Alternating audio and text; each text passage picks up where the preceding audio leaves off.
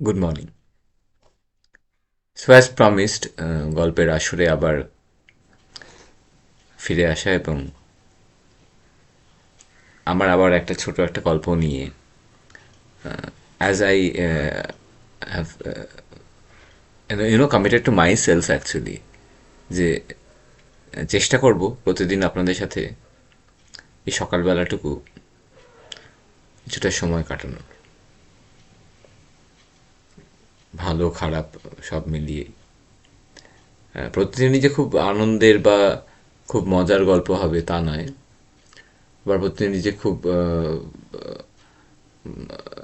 মানে এমন গল্প বলবো যেটা দিনটাকে আবার একটু বিষণ্ণ বিষাদ করে দেবে সেরকমও নয়। বাট যাই হোক, সব মিলিয়ে মিশিয়ে একটা পরিচ্ছন্ন চেষ্টা থাকবে। কারণ ওই রকম মাপকাঠি রেখে তো গল্প বলা যায় না। তো সেটাই আর কি। তো খুব কথা না বাড়িয়ে আমি শুরু আজ গল্প দিয়েই করি, তারপর না আবার কথা বলা যাবে। তো এই গল্পটি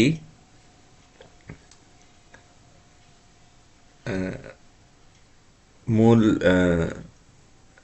চরিত্রে চরিত্রভিত্তিক, আবার সেক্ষেত্রেই হ্যাঁ, সেখানে একটি বাচ্চা আছে। অ্যাজ এ সেড, বাচ্চা আমার খুব প্রিয়। তো গল্পটির নাম ওষুধ। বর্ষা এসেছে কাল। আমি আর লিকু জানলায় বসে দেখেছি সারা সন্ধে, ঝিরঝির, টিপ টিপ। রাস্তায় কখনো জল জমেছে, কখনো দেখি একটা কুকুর একটা বিড়ালকে তাড়া করে নিয়ে গেছে বড় রাস্তার মোড়ের দিকে। আমাদের বাড়ির নিচে সদর দরজায় দোরগোড়ায় লোটা কম্বল নিয়ে থাকতো একটা বুড়ি, বয়স্ক, মানে বয়স্কা একজন মানুষ। কাল বৃষ্টি আসার পর থেকে ওকে আর দেখছি না। হয়তো কোথাও চলে গেছেন, বা কাছে পিঠে আস্তানা গেড়েছেন আবার। লিকু বলে ও ঘর ছেড়ে পালিয়ে এসেছে, ওর নাকি কেউ নেই। বুড়িটা কখনো যায় না কিন্তু এদিক ওদিক। ওর পায়ে একটা ব্যান্ডেজ করা ছিল, ভাঙলে যেমন হয় ঠিক সেমন।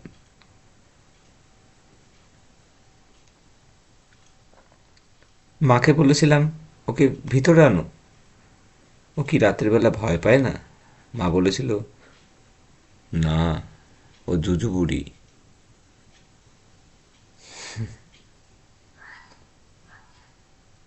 লিকু হাসে।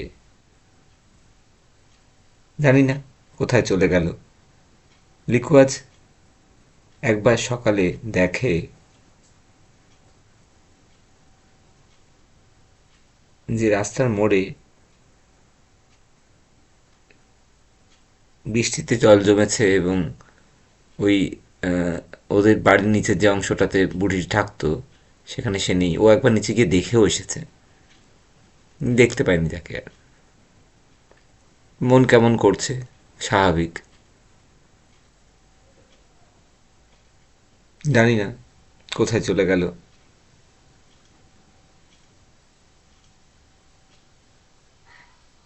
লিকু আমার থেকে ছোট, ওর সাহস আছে। একা একা দোকানে যায়, আমার জন্য বাদাম চানাচুর এনে দেয়। মা জানে না, জানলে বকবে আমাকে। ওকেও ডাক্তার কাকু বলে আমার বাইরের খাবার খেতে নেই। সবাই যখন পিকনিকে যায় আমার তখন একটু মন খারাপ লাগে। আমি জানি ওদেরও মন খারাপ লাগে, কিন্তু কি করবে, আমার তো শরীরটা খারাপ, তাই আমাকে নিয়ে যেতে পারে না সব সময়। কখনো কখনো নিয়ে যায়, অনেক সাজ সরঞ্জাম সাজিয়ে করে, তবে তা খুব কম সময়ে ঘটেছে এরকমই বলা যেতে পারে। সুতরাং সেটা আমার খুব একটা মনে থাকে না আর কি। যাই হোক,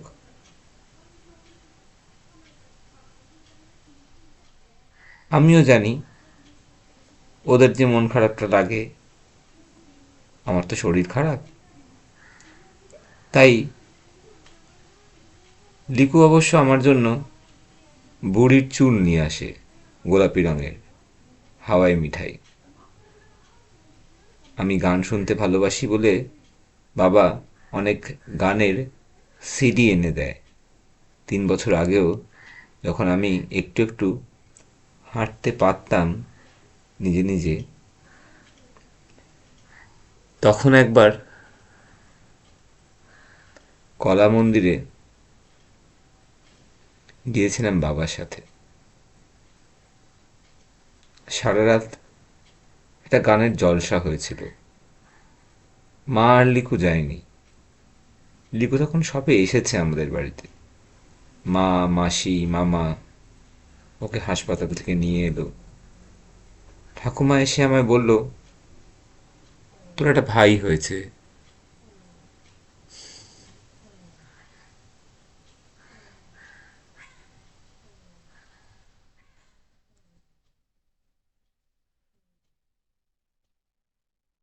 ঠাকুমা এসে আমাকে বলল, তোর ভাইকে দেখতে ঠিক পরীর মতন, জানিস।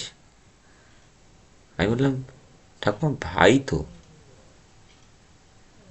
যাই হোক, ভাবলাম ছোট তো, হয়তো তাই হয়, আমিও তো ছোটই।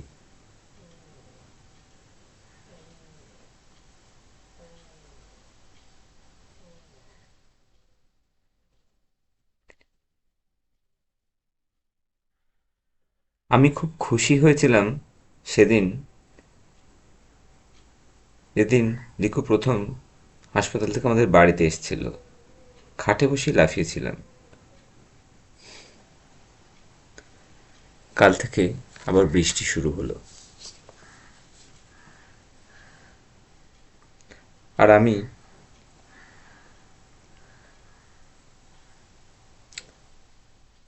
দেখতে দেখতে দুটো নৌকো বানিয়ে ফেললাম ওই কাগজ কেটে কেটে, যেভাবে বানায়। যেদিন বেশি জল হবে সেদিন ভাসাবো ওই দুটো। আমাদের বাড়িতে অনেকগুলো ঘর, সব ঘরে অবশ্য লোক থাকে না। এখন তো সংসার ছোট হয়ে গেছে, ঠাকুমাও চলে গেছে। ঠাকুমা বলতো একটা সময় এই বাড়িতে 4টে পরিবার একসাথে থাকতো, সবাই নাকি একসাথে খাবার খেত বড় দালানে বসে। সেই হেঁসেল ঘরটায় এখন বাবার কাজের জিনিসপত্র থাকে। কাকুরা সবাই চলে গেল অন্য বাড়িতে, শুধু দীপু জেঠু রয়ে গেছে। ওর কেউ নেই। বাবার বড় দাদা, ও বিয়ে করেনি, তাই কেউ নেই ওর। মা বলে দীপু জেঠু খুব জ্ঞানী মানুষ, অনেক জায়গায় ঘুরতে গেছেন।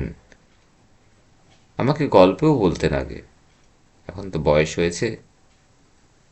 আর আমারও এই ঘর থেকে খুব বেশি বেরোনো এখন বারণ। লিকু স্কুলে ভর্তি হয়েছে, বেশ বড় স্কুল। অনেক বই দিয়েছে ওকে, যদিও ও সেরকম কিছুই পড়তে পারে না। আমাকে বলে, দাদা তুই জ্যাক অ্যান্ড জিল জানিস? আমি ওকে কয়েকটা কবিতা বলি, রাইমস বলি, যেগুলো আমি ছোটবেলায় পড়েছি। এখন ততটা মনে থাকে না, তবে ওই ছবির বই, গল্পের বই পড়ি, ওই সময়টুকুই। আবার ভুলে যাই। কি জানি, কি যেন একটা বড় অসুখ, একটা অসুখ ধরা পড়লো, হঠাৎ করে সব বন্ধ হয়ে গেল। মা কাঁদে মাঝে মাঝে, বলে আমার পোড়া কপাল, একটা ছেলের জন্ম দিলাম, তাও আবার ভগবানের সহ্য হলো না। বাবা অবশ্য মাকে বোঝায় সব নাকি ঠিক হয়ে যাবে। মাসে 3 দিন অ্যাম্বুলেন্স আসে, ওই ঢাকুরিয়ার কাছে একটা হাসপাতালে নিয়ে যায়। মা ওই দিনগুলো সকাল থেকে মন খারাপ করে থাকে। আমাদের ঠাকুরিয়া যাওয়ার দিন হাসপাতালে রক্ত পাল্টায়, আবার নিয়ে এই একতলার ঘরে আমাকে এনে বন্দি করে দেয়। অবশ্য বন্দি হয় এখন ভালোই লাগে। এই যে জানলাটা বসে বসে কত কিছু দেখি। ওইদিকে আর একটা জানলা আছে খাটের পাশে, ওখানে বসলে পাশের বাড়ির ছাদ দেখা যায়। একটা দাদা আর দিদি বিকেলে গল্প করে, আমাকে দেখে হাত নাড়ে। ওটা আসলে ভম্বলদের বাড়ি, তবে ভম্বল এখন এখানে থাকে না, ওরা দিল্লি চলে গেছে। ওর দাদু আছে, সে থাকেন। আর নাকি ভাড়াটে, মানে ওই যারা থাকে ওরা মাঝে মাঝে গানও গায়। আমি গান শিখতাম, কয়েকটা গানের কথাও মনে আছে। সেই ছোটবেলায় মা বলতো বর্ষাকালে নাকি শিব ঠাকুরের বিয়ে হয়েছিল, তাই নাকি শ্রাবণ মাসে পুজো হয়। ওই যে অনেক লোক একসাথে পুজো দিতে যায়। এই ঘরে একটা টিভি এনে দিয়েছে বাবা, মাঝে মাঝে ডিসকভারি চ্যানেলে দেখায় কত লোক ঘুরতে যায়, কত দেশ বিদেশ। আমারও খুব ইচ্ছে করে।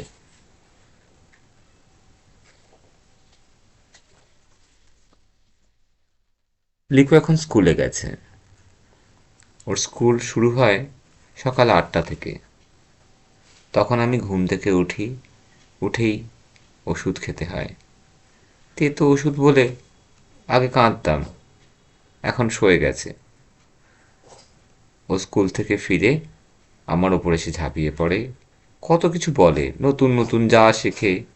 সবসময় বুঝতেও পারি না, বেশি লাফালাফি করলে মা বকবে, তাই কোলের কাছে বসেই ওকে বলি, শোন আমারও বন্ধু ছিল অনেক, এখন তো সবাই বড় হয়ে গেছে, সেরকম কেউ আর আসে না আমার কাছে। আগে আসতো, শরীর খারাপ শোনার পর মাস ছয়েক অনেক লোক দেখা করতে আসতো।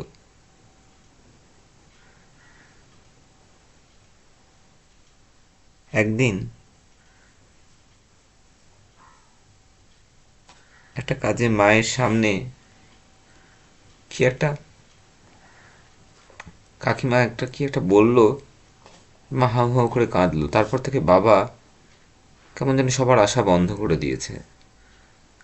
বাবা মাঝে মাঝেই বাইরে যায় কাজে, তবে যখন বাড়িতে থাকে আমায় বলে, চিন্তা করিস না, ভালো হয়ে যাবি, তুই আবার স্কুলে যাবি। মাকে বলে ওকে আমরা আবার স্কুলে ভর্তি করব।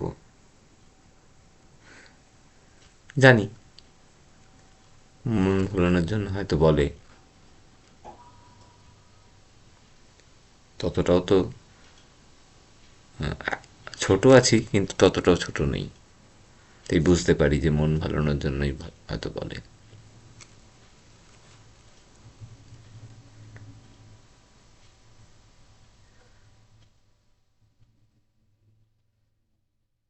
আমার শরীর খারাপ থাকতে মামা মাসিরা মা বাবাকে বুঝিয়ে লিকুকে নাকি এই বাড়িতে এনেছে। ও নাকি আমার থেকে অনেকটা ছোট, প্রায় বছর পাঁচেকের। আমি যে আর স্কুলে যেতে পারবো না সেটা আমি জানি, তাও ওরা অনেক অনেক ওষুধ দিয়ে আমাকে সুস্থ রেখেছে। হাসপাতালে নিয়ে যায়, ওই যে আবার রক্ত বদলায়, না হলে নাকি হবে না। শুনেছি, আমি দীপু জেঠুকে বলতে বংশের একমাত্র বড় ছেলে, ওকে বাঁচিয়ে রাখতে হবে। জানি না এর মানে ঠিক জানি না, মাকে জিজ্ঞাসা করি না, যদি আবার কেঁদে ফেলে। ওই যে দাদা দিদিটা ছাদে বসে গল্প করে, ওরা ওরাও বেশি বড় নয় আমার থেকে, তাই আমাকে দেখে কিভাবে যেন খালি হাসে। আজ বুধবার, আজ বিকেলে আবার ঠাকুরিয়া নিয়ে যাবার দিন। মার মন খারাপ দুপুর থেকে, তাই কেমন যেন সব কিছু গুম মেরে আছে। লিকু ঘুমিয়ে পড়েছে। একটু আগে রানুদি আমায় খাবার খাইয়ে দিয়ে গেল। রানুদি আমার নার্স, তবে আমি কখনো নার্স বলিনি, দিদি বলি। খুব ভালোবাসে আমায়। ওর বিয়ে ঠিক হয়েছে, তবে বাড়ি থেকে মেনে নিচ্ছে না। এসব বলছিল মাকে। ওর যার সাথে বিয়ে, সে নাকি অন্য, মানে ওই অন্য ধর্মের মুসলমান। মুসলমানরা ভালো হয় না বুঝি, রানুদি বাড়িতে বলেছে। কিন্তু আমাকে যে ডাক্তার দেখে, সেও তো, সে ভালো, আমি জানি। মা রানুদিকে বলছিল, আর যাই করিস ভাই, পালিয়ে যাস না যেন, বাবা মা কষ্ট পাবে। জানি না ওরা কি করবে। দুপুরবেলাটা ঘুম আসে না।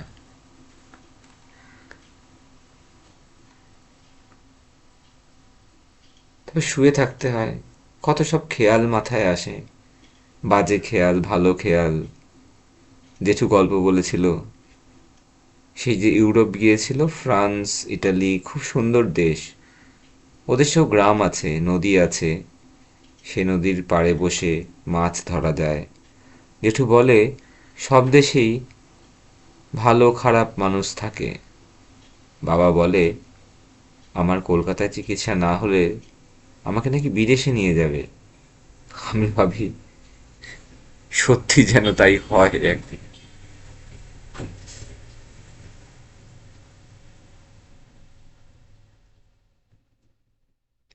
কলকাতায় এই বাড়িতে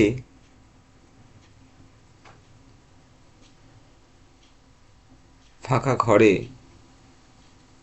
মাঝে মাঝে ঘুরতে ভয় লাগতো আগে, যখন মানে ঘুরতাম আর কি। এখন আর মনে হয় না। তবে মা ভয় পায়, তাই এখনকার বড় ডাক্তাররা মাকে বলেছেন, তারা নাকি চেষ্টা করছে, ডাক্তার, নার্স, ওষুধ, হাসপাতাল। মাঝে মাঝে এসব শুনলে আবার রাগও হয়। এর বাইরে কিছুই হয়নি অনেকদিন, ভালো কিছু। যেমন আকাশ বা শোভনরা করে, স্কুলে যায়, গল্প করে। এমনকি নাকি এখন নতুন নতুন সিনেমা হল হয়েছে। ওই যে কাগজে দেখি নতুন সব নাম। লিখু অবশ্যই সব এখনো কিছু বোঝে না, আর বুঝলেই বায়না করবে। ওর একটা বড় পুতুল আছে, এটা শুধু আমাকেই ধরতে দেয়। ওটা নাকি ওর মেয়ে, ওর সমান লম্বা আর তেমনটাই রোগা।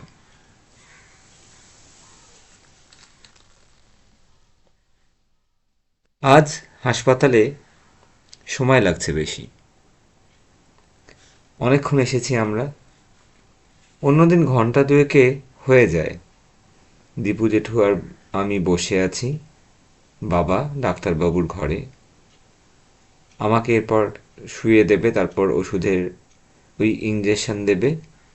প্রথমবার যেদিন মাথা ঘুরে পড়ে গিয়েছিলাম, সেদিন প্রায় 3 ঘন্টা ভর্তি রেখেছিল এখানে। বাড়ি ফিরে খুব ভয় পেয়েছিলাম। তারপর মা অনেক আদর করলো, ঠাকুমাও, তখন তো ঠাকুমা ছিল। একবার তো টানা 15 দিন রেখে দিল এখানে। সেবার নাকি অনেক কিছু পরীক্ষা ছিল তাই।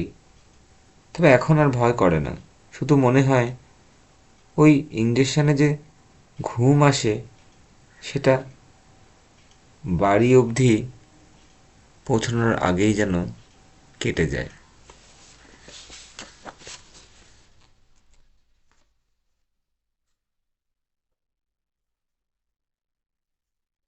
বাড়ির রাস্তায় একবার ঘোড়ার গাড়ি দেখে লিকু বায়না করেছিল চড়বে বলে।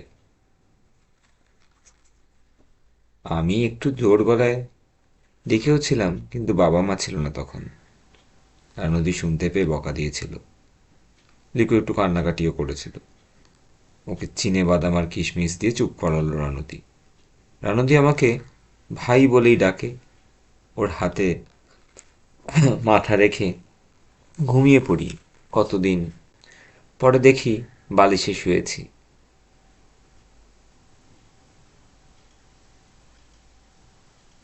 ওর কাকুর ছেলে মেয়ে আছে, তবে ওর নিজের কোনো ভাই বোন নেই, তাই ওকে হয়তো খুব একটা কেউ পছন্দ করে না, তাই হয়তো আমাকে ভাই বলে। মা বলে কিছু মানুষ রক্তের সম্পর্কের থেকেও বেশি কাছের হয়। রক্তের সম্পর্ক আমার কাছে ভালো নয়, কারণ ডাক্তার কাকুর কথায় আমার আমার রক্তটাই তো ভালো নয়, তাই তো পাল্টাতে হয়।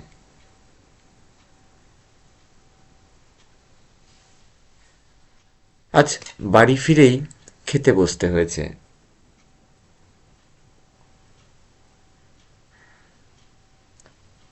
রানুদি আমাকে খাইয়ে দিয়ে নিজে খাবে। মাও মাঝে মাঝে খাইয়ে দেয়, তবে ওই ভাইয়ের খেয়াল রাখতে হয় তো, তাই রানুদিই আমার খেয়াল রাখে। প্রতিদিন সকালবেলা দুধের গাড়ির আওয়াজ শুনি, কত লোক, কত কথা শুনতে পাই। তবে তখন উঠে জানলায় বসা বারণ, কিন্তু এই জানলাটা আমার ভালো বন্ধু। ওর সাথে আমি বাইরে সব কিছু দেখি। ঝুড়ি করে মাঝে মাঝে খেলনা বিক্রি করে একটা লোক। একটা ছোট হাতি কিনে দিয়েছিলাম লিকুকে। কিনে দিয়েছিলাম মানে বায়না করেছিলাম, ওর তো টাকা কড়ি নেই। পুরনো কাপড় নেয়, জামা নেয়। আর ওই যে আইসক্রিমওয়ালা, ফুচকাওয়ালা, ওদের সাথে শুধু দূর থেকেই দেখা হয়। বিকেলে পিন্টু কাকার দোকানের পাশে ফুচকাওয়ালা বসে। আমি আমি তখন লোক গুনি, কজন ফুচকা খেলো। রানুদি একবার রানুদিকে একবার খেতে দেখেছিলাম ওখানেই, ওই ওর ওই ওর বরের সাথে।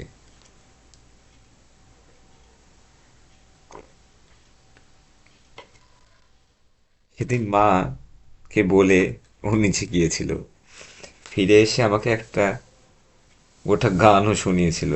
খুব খুশি ছিল সেই দিন। তারপরেই তো বাড়িতে ওর জানাজানি হয়ে গেল। ওকে আটকেও রেখেছিল ঘরের মধ্যে। মা বাবা, মানে ওর মা বাবা ওকে বাড়িতে আটকে রেখেছিল। তখন আমার বাবা অনেক বুঝিয়ে আবার নিয়ে আসে আমাদের বাড়িতে। এখন মাঝে মাঝে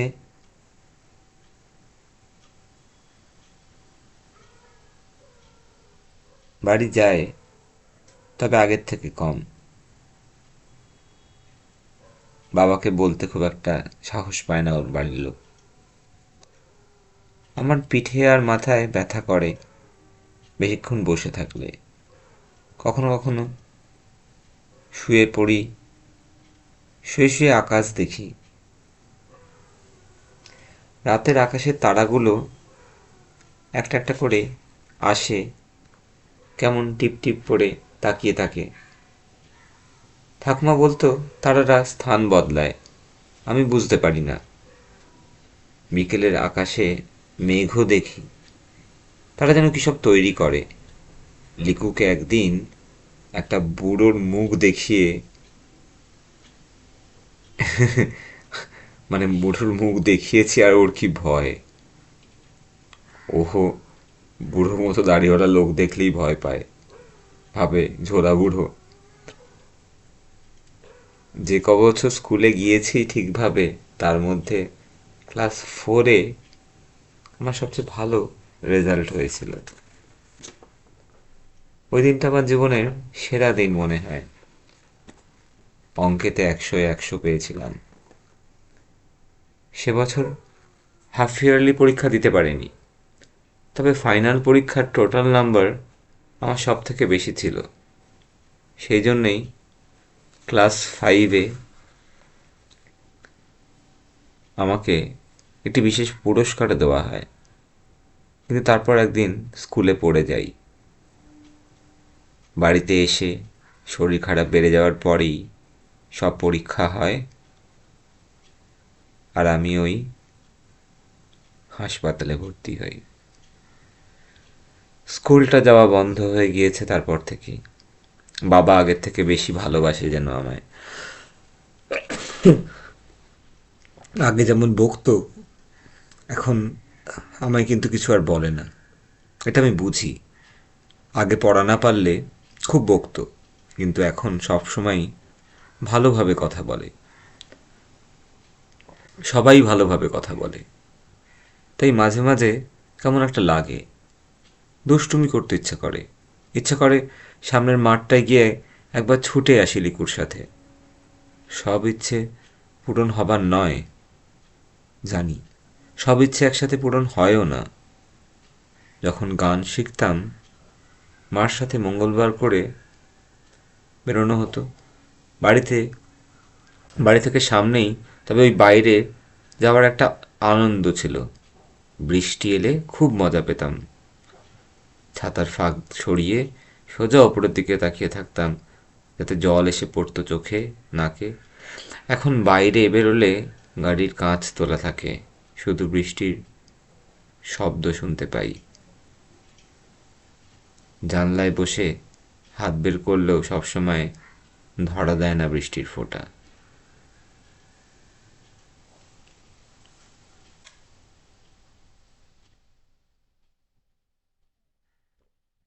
আজ আমাদের বাড়িতে এক নতুন অতিথি আসবে।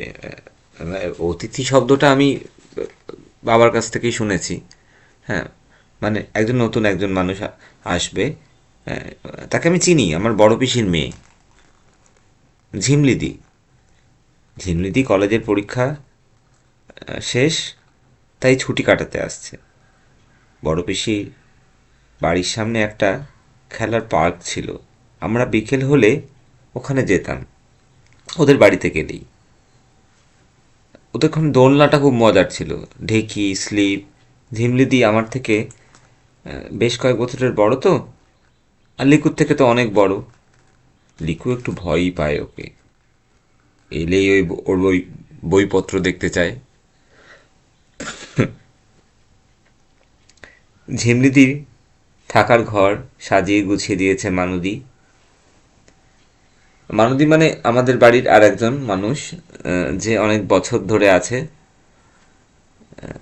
বলা যায় এই বাড়ির মায়ের খাস, মানে কি বলা যায়, খাস লোক, খাস মহিলা। হ্যাঁ, তো বাবা বলে মানুদিরা না থাকলে নাকি এই চাটুজ্জে বাড়ির ঘড়িগুলো বন্ধ হয়ে যাবে।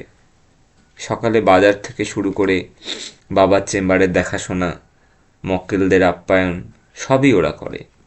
সময় পেলে মাকে রান্নাতে সাহায্য করে, যদিও রান্নার লোক আলাদা আছে। ওর হাতের মালাইকারি সবার খুব পছন্দ। ঝিমলিদি এসছে, ঝিমলিদিটা দেখে জেঠু বললেন, কি সুন্দর দেখতে হয়েছে রে তোকে। আশীর্বাদ করলেন আর একটা বইও দিলেন। ও এই ঘরে এলে সেই বইটা দেখতে পাবো। বই পড়া তো ভালো অভ্যাস। জেঠু কয়েকটা বই দিয়েছে আমাকে। তার মধ্যে ওই ছোটদের একটা বই ছিল, মুহূর্ত, ওরকম একটা নাম, আমি নামটা মনে নেই, তবে আমার খুব প্রিয়। আর সবচেয়ে বেশি প্রিয় ছিল আবোল তাবোল।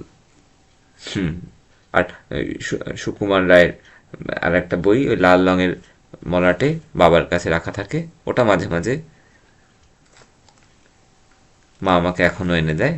আমি খুব মজা করে পড়ি, লিকুকেও শোনাই। লিকু বোঝে না যদিও। লিকু আর ঝিমলিদির সামনে জানি না আমি আমার শরীর খারাপ, আমার মন খারাপ কতটা লুকিয়ে রাখতে পারবো। ওরা এখন বাজারে গেছে, ওদের সাথে বাড়ি ফিরলে তখন গল্প হবে।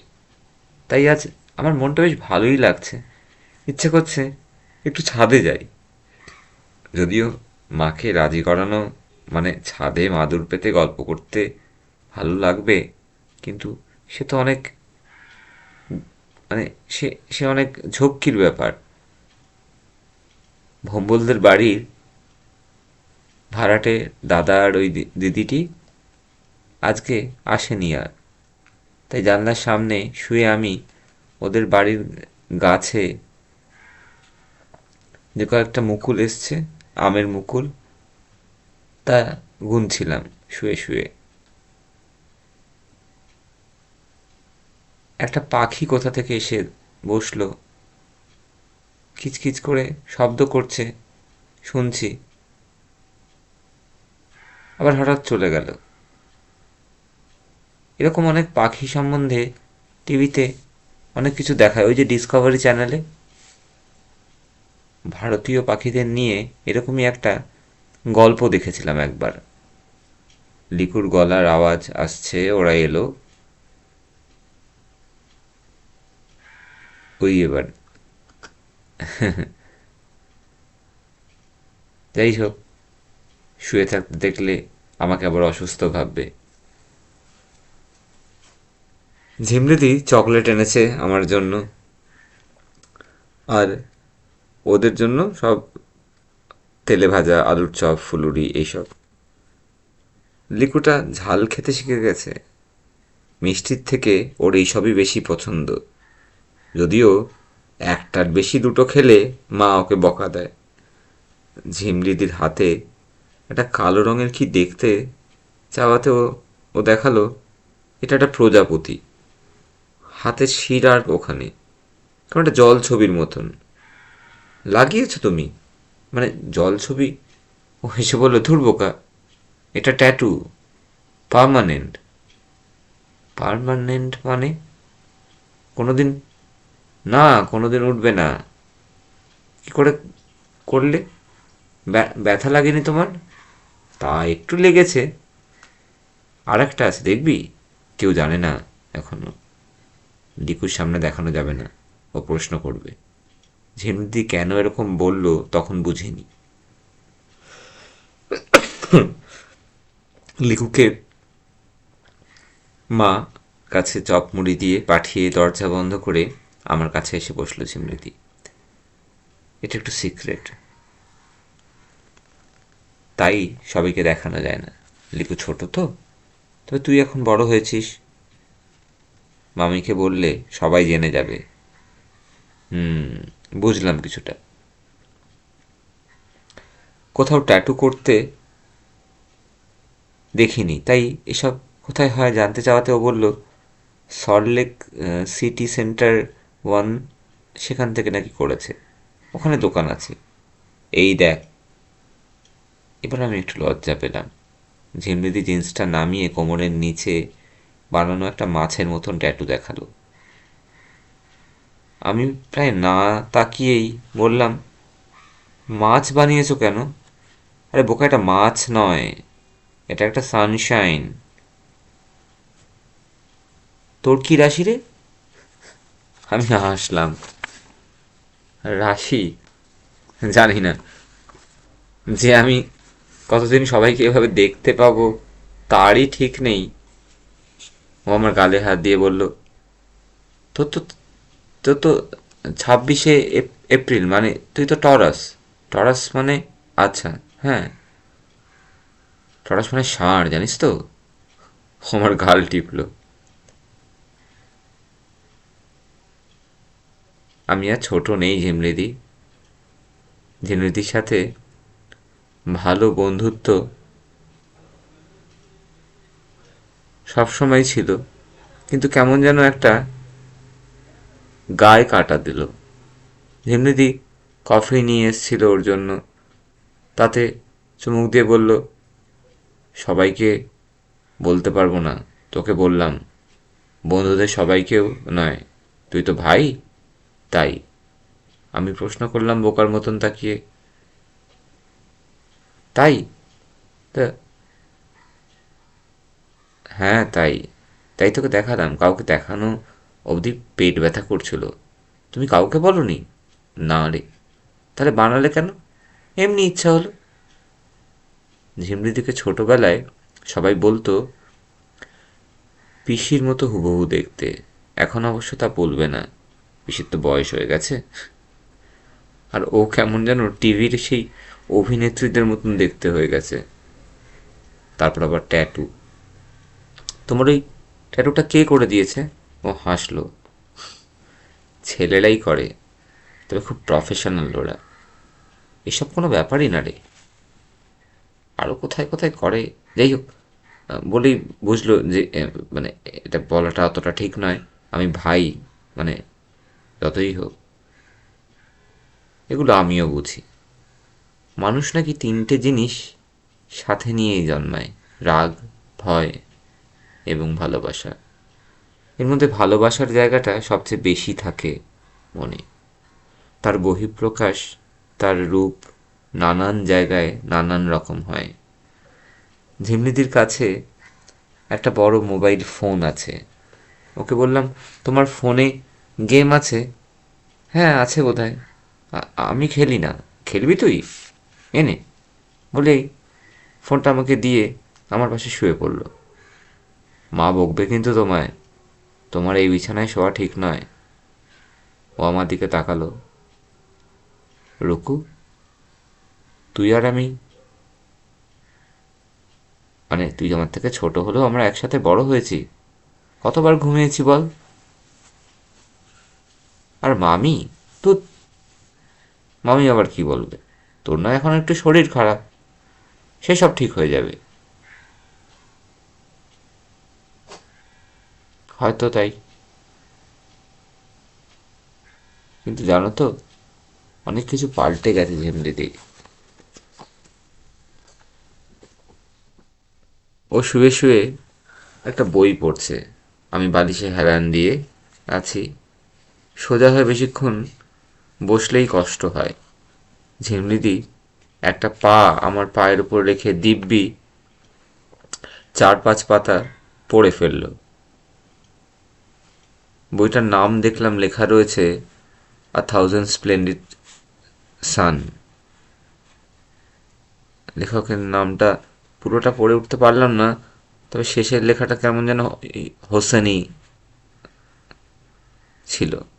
আর আমি একটা ফুটবল ম্যাচ শেষ করলাম প্রায় আধ ঘন্টায় ওই ঝিমরিদির ফোনে।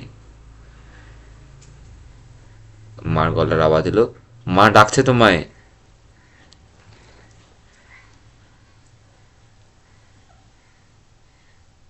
ও ঘুমিয়ে পড়েছিল, ওর হাতটা ধরে ডাকলাম।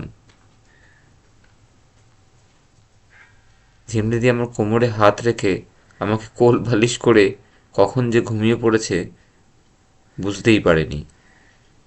উঠে বললো, হ্যাঁ হ্যাঁ যাই যাই। কখন ঘুমালাম? আরে বলবি তো? পায়ের ওপর পা রেখে, এ মা, এতে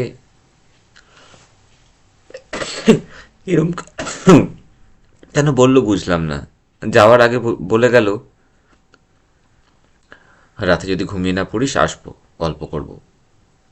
মামিকে বলিস না, গল্প করব রাতে। তবে বেশিক্ষণ তো আমি জেগে থাকতে পারি না, কিন্তু আজ সত্যি মনটা ভালো হয়ে রয়েছে।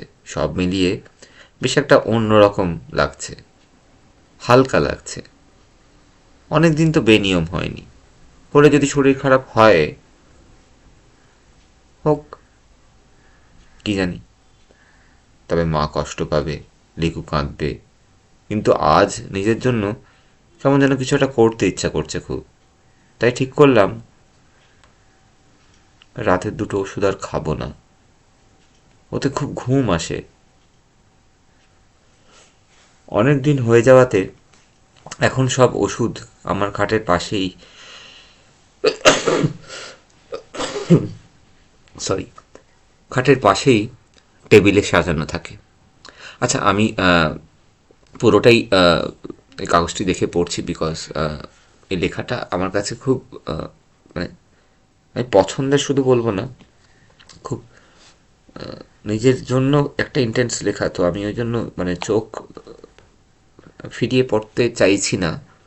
তো আশা করি আমার মানে গলার মানে মানে মানে ভয়েস অডিও পার্টে যা শোনা যাচ্ছে সেটা তে আপনাদের কাছে কমিউনিকেশনটা প্রপারলি থাকবে, আমি সেটা এক্সপেক্ট করছি। ওকে।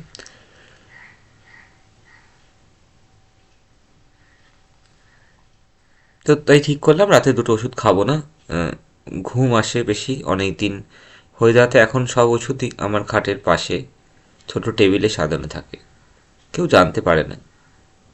কিছু হবে না একদিন না খেলে। ঝিমরিদির সাথে গল্পটা তো করা যাবে। রাত 10টায় টিভি বন্ধ করলাম। 10টা 10 নাগাদ খাবার এলো। রানুদি আমাকে খাইয়ে তারপর বাকি সব কাজ শেষ করে আমি শুয়ে আছি দেখে চলে গেছে। ঝিমলিদি, লিকু, মা ওরা কি যেন একটা সিনেমা দেখছে বসার ঘরে বসে। রানুদি এলো আবার।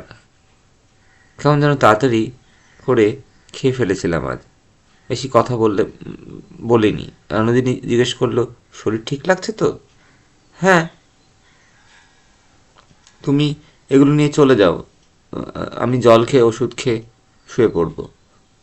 রানুদি আমার মাথায় একবার হাত রেখে কি একটা দেখলো, তারপর চলে গেল। শুয়ে আছি, মনে হলো ঝিমরিদি আর আসবে না। মা নিশ্চয়ই বলেছে আমি ঘুমিয়ে পড়েছি তাড়াতাড়ি। জানলাটা বন্ধ করিনি। তারাগুলো দেখছি। দরজায় শব্দ হলো। ঝিমরিদি এলো। ঝিমরিদি সত্যি এলো, এবং ও যেন সত্যি একটু পাল্টে গেছে। আগে কখনো ওকে এরকম ছেলেদের হাফ প্যান্ট পরতে দেখিনি। হয়তো কলেজে পড়তে পড়তে নতুন নতুন জিনিস শিখেছে।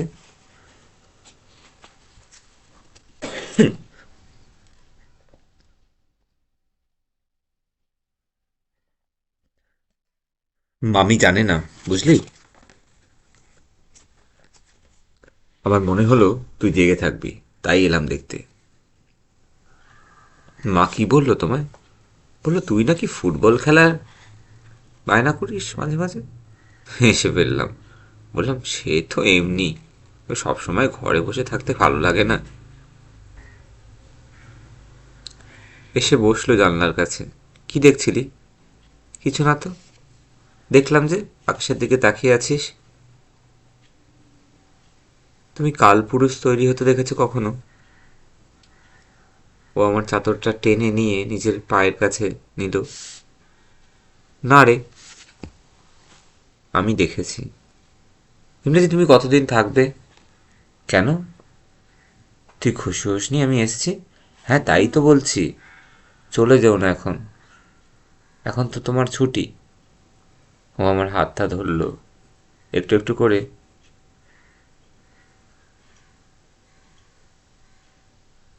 সব ঠিক হয়ে যাবে রে। কেমন যেন একটা অদ্ভুত কথায় মানে মানে কণ্ঠস্বরে বলল যে একটু একটু করে সব ঠিক হয়ে যাবে রে। বাবা বলছিল তোর চিকিৎসা যেভাবে হচ্ছে খুব তাড়াতাড়ি ভালো হয়ে উঠবি তুই।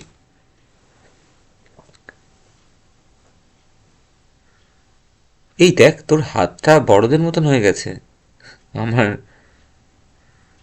কেমন যেন গায়ে কাঁটা দিয়ে উঠল।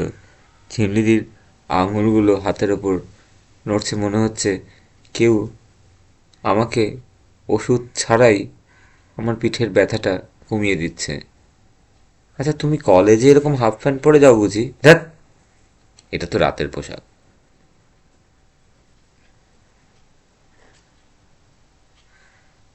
আচ্ছা, তুই ঠিক করে বালিশে মাথা দে, জানলাটা বন্ধ করে দিই।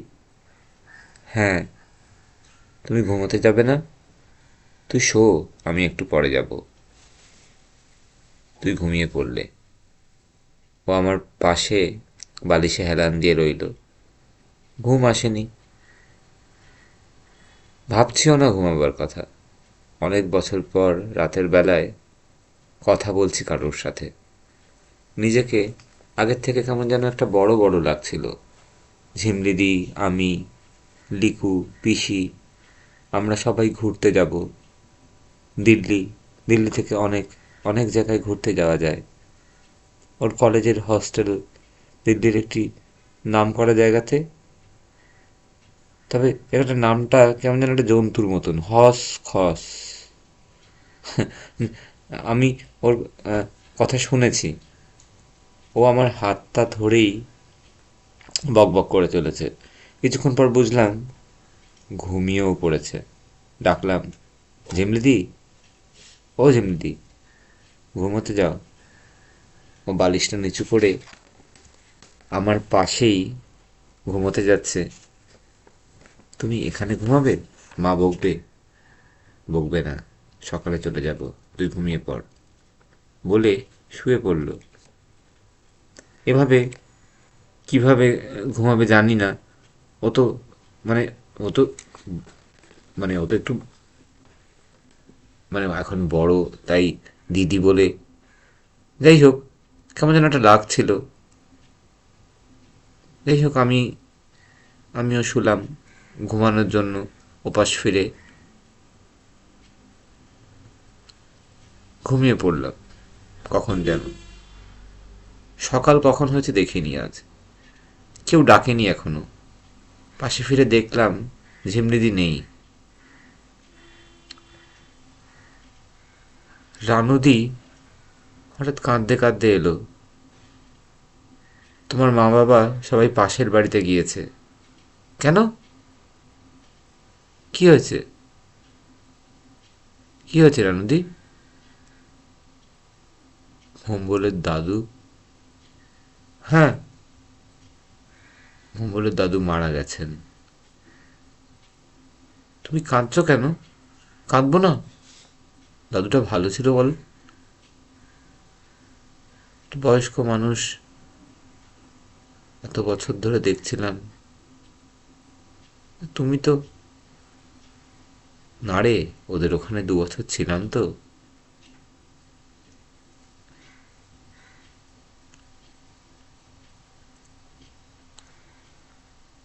লিকুকে তোমার দিদি স্কুলে পৌঁছাতে গিয়েছে।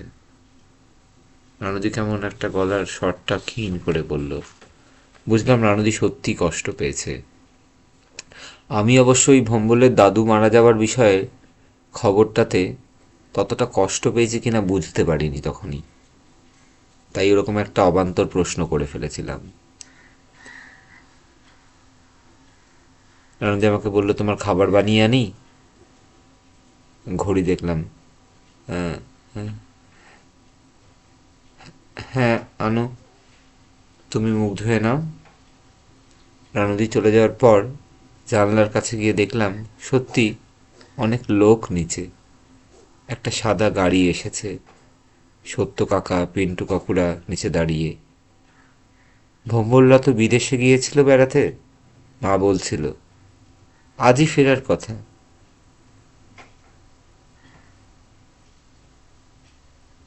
দাদুকে দেখতে পেল না তাহলে ও। দাদু তো একা থাকতেন। একটা দেখাশোনার লোক ছিল।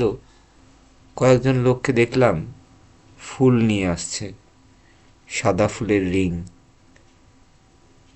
মরে গেলে বুঝি এত সাজায় মানুষকে? খুব একটা কান্নার আওয়াজ নেই, তবে লোকের কথা শুনতে পাচ্ছি।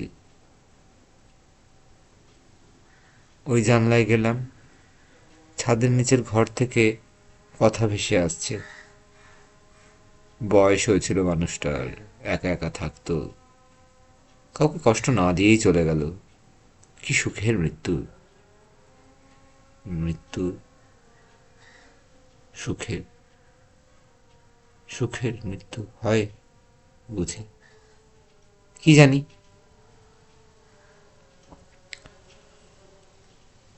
সুখের মৃত্যু হয় বুঝি, কি জানি। হয়তো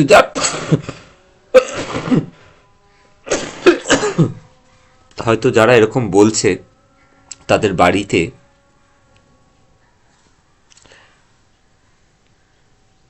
বাড়িতে কেউ অসুস্থ নয় আমার মতো। ঝিমরিদি যে কখন আমার পাশে এসে দাঁড়িয়েছে খেয়াল করিনি। ও কাঁধে হাত রাখতে চমকে গিয়েছিলাম। বলল, দাঁড়িয়ে আছিস কেন, তুই বস। আমি ভালো আছি ঝিমরিদি। জানি তুই ভালো আছিস, ভালো থাকতেই হবে, ভালো হতেই হবে। আমরা সবাই তোকে খুব ভালোবাসি রে।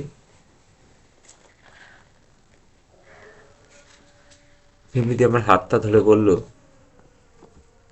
আমিও তোকে খুব ভালোবাসি। ও আমার হাতটা ধরে নিজের গানের কাছে রাখলো, তারপর বলল, তোকে আবার গান গাইতে হবে। রানুদি খাবার নিয়ে এসে বলল, তোমরা দুজনে এখানে খেয়ে নাও, দাদা দিদি মনে হয় শ্মশান ঘাটে যাবে, আমি একটু ওই বাড়ি যাচ্ছি, ঠিক আছে? ঝিমরিদি বলল, মামিকে বলো চিন্তা না করতে, আমি আছি রূপুর সাথে। এই জানলাটার থেকে কত কিছু না দেখেছি। আসলে সত্যি ওই দাদুটাকেও দেখেছি, বাজার নিয়ে আসতে দেখেছি। আমাদের বাড়ির নিচটাতে ওই গাড়িটা দাঁড়িয়ে এখন। চারদিকে চারটে ফুলদানিতে ফুল সাজাচ্ছে লোকেরা, রজনীগন্ধা স্টিক, ধূপকাঠি, সাদা কাপড় পাতা রয়েছে কাচের বাক্সটির মধ্যে।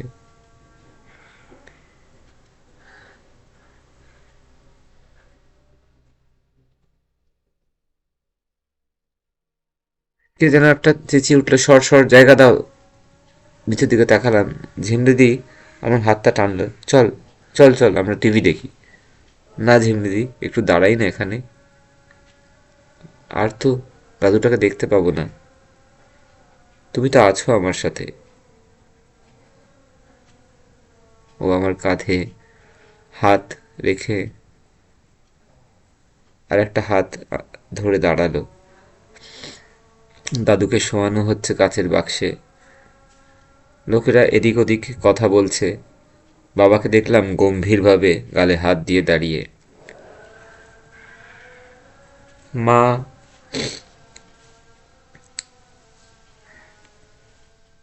মনে হলো যেন কাঁদছে।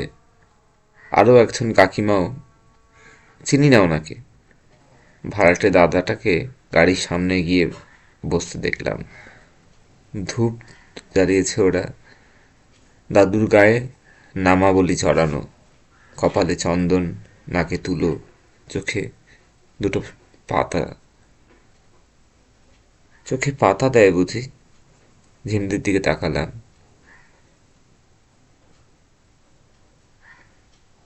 ওর চোখে জল। বলল, তুলসী পাতা। ও আমার হাতটা ধরে আছে শক্ত করে।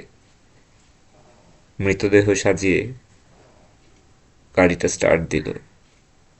একজন বয়স্ক মহিলা একটু জোরে কেঁদে উঠল। সবাই বলল, হরি বল, হরি বল। পয়সা ছুটতে ছুটতে এগিয়ে গেল ওরা। তাকিয়ে আছি সোজা গাড়িটার দিকে। ঝিমলিদি আমার কাঁধে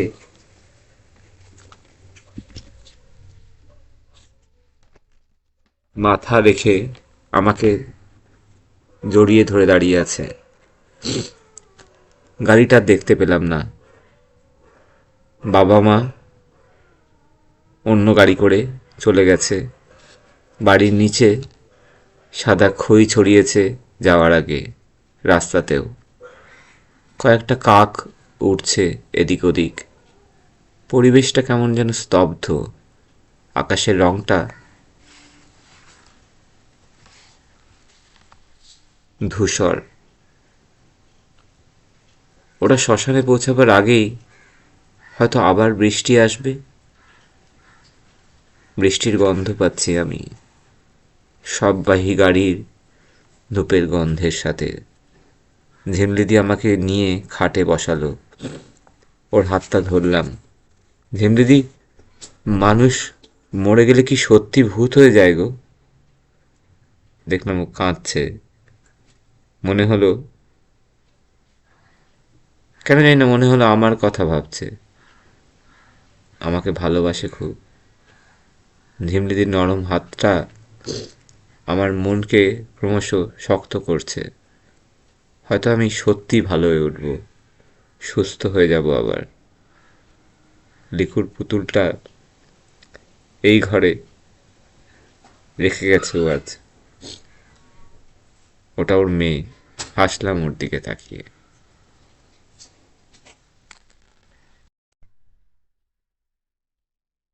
তো এই গল্পটা উম, লেখা তো বেশ কিছু বছর আগেই অবশ্যই। এবং এরকম কোনো মানে কোনো ঘটনা ভিত্তিক কারণ থেকে কিন্তু লেখা নয়, নিছকই একটা মনে হওয়া থেকে লেখা। যেরকমভাবে আমরা হঠাৎ হঠাৎ মনে হয় কোনো একটা ঘটনার কথা, হঠাৎ করে কোনো সকালবেলাই মনে হয় আমি লিখেছিলাম। এবং আমরা যেখানে গল্পটা শেষ করি বা শেষটা শুনি, আমার যেন মনে হয় সেখানে এই যে ছেলেটা রুকু, যার শরীর খারাপ এবং যে জানে, এবং সেই বয়সে সে মানে পৌঁছে গেছেই, যে জানে যে তার কী শরীর খারাপ, কী তার সাথে প্রতি সপ্তাহে তাকে হাসপাতালে যেতে হয় প্রায়, বাড়িতে কথাবার্তা হয়, কিন্তু হঠাৎ করে তারপরে তার জীবনে এই যে ঝিমনিদির আসা এবং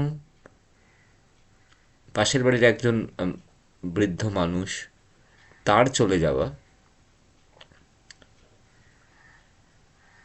এবং এই চোখের সামনে মৃত্যুকে দেখা, এই অভিজ্ঞতাগুলো খুব কম বয়সে খুব বেশি হয় না, খুব স্বাভাবিক, না হওয়াই ভালো, একান্তই না হওয়া ভালো।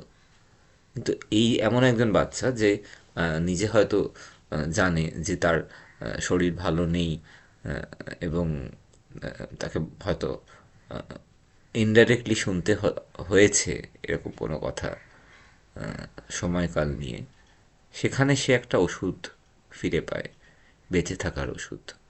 তো সেইভাবেই লেখা। আমি কিন্তু পজিটিভ নোট নিয়েই গল্পটা শেষ করার কথা ভেবেছিলাম। আমি জানি না কি মনে হবে আপনাদের শুনে, তবে আমার অন্তত তাই মনে হয়েছিল যখন আমি লিখেছিলাম। সুতরাং শুনবেন, শুনে আবারও বলছি, যদি মনে হয় আপনাদের কমেন্ট ডেফিনেটলি আমার কাছে খুব ইম্পর্ট্যান্ট। হ্যাঁ, তো সেটা আমি এখনও কমেন্ট সেকশনটা দেখতেই পাইনি।